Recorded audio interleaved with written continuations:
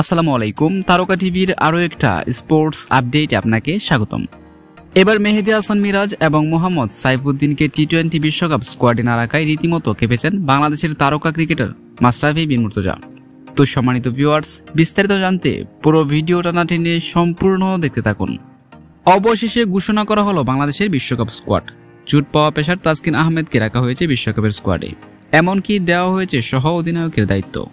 কিন্তু স্কোয়াডে জায়গা হয়নি পেস অলরাউন্ডার মোহাম্মদ সাইফুদ্দিন এবং স্পিন অলরাউন্ডার মেহেদী হাসান মিরাজের। বিশ্বকাপে বাংলাদেশ আছে ডি গ্রুপে।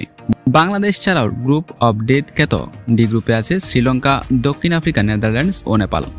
1 জুন বিশ্বকাপ মিশন শুরু হলেও বাংলাদেশের বিশ্বকাপ শুরু হবে 8 জুন।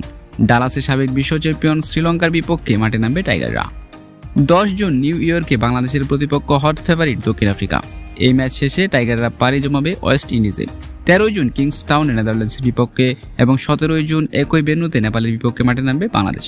শ্রীলঙ্কার বিপক্ষে বাংলাদেশের ম্যাচটি শুরু হবে বাংলাদেশ সময় ভোর 4:30টায়। দক্ষিণ আফ্রিকা ও নেদারল্যান্ডসের বিপক্ষে ম্যাচ দুটি শুরু হবে রাত 8:30টায়। আর নেপালের বিপক্ষে ম্যাচটি হবে বাংলাদেশ সময় ভোর 5টায়।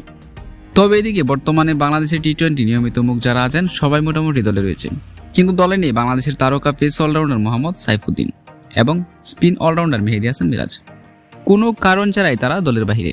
তাই তো রীতিমতো ক্ষিপ্ত হয়েছেন বাংলাদেশের সাবেক ক্যাপ্টেন মাশরাফি বিন মুর্তজা। তিনি বলেছেন, এদের মতো অভিজ্ঞ ক্রিকেটারদের দলের বাইরে রাখা অনেকটাই দলের জন্য ক্ষতি। তারা থাকলে বাংলাদেশ দল অনেকটাই শক্তিশালী হতো। তো সম্মানিত ভিউয়ার্স, মাশরাফি বিন মুর্তজার মতামতের সঙ্গে কি আপনি একমত থাকলে অবশ্যই কমেন্ট করে জানাবেন।